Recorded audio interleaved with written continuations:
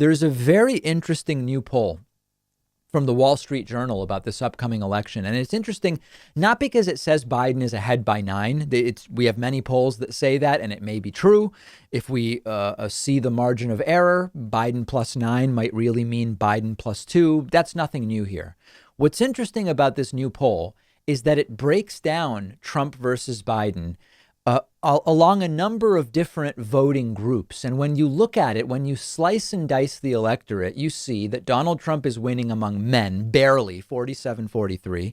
That's interesting because Republicans tend to win among men by more than 4 points. We'll talk about that more on Friday. Trump is winning among white voters, barely 49-47. And Donald Trump is winning among people with high school or less education. By a huge margin, nearly 20 points, Trump is up 54-36 among what are colloquially called the uneducated. Now, every single other group, Donald Trump is losing. Some examples include black voters. Biden's up 88-80, brutal. People with postgraduate degrees, Biden is up 65-28. People who are college graduates, Biden is up 61-31. Among women and among Hispanic voters, Biden has 57% support.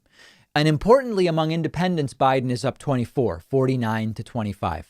Now, when you see this, you have to consider whether some of these things are causal or correlated. So, for example, the more education you have, the more likely you are to vote Biden. We see that, right? High school or less, Biden has 36% support. If you have some college, Biden has 47% support. If you graduated college, Biden's support goes up to 61. And if you have a postgraduate degree, Biden is up even higher to 67.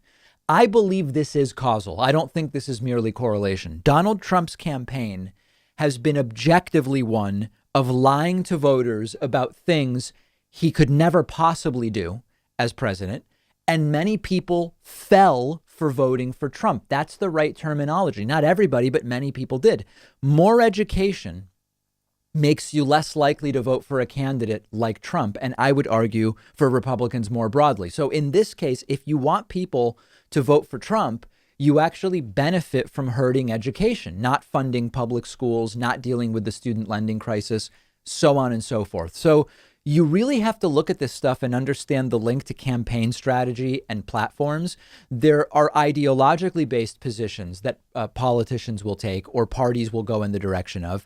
But there are also self-preservation directions. Are Republicans against education because some of them see it as anti-religious indoctrination? Sure, yeah, that exists among some right-wing voters.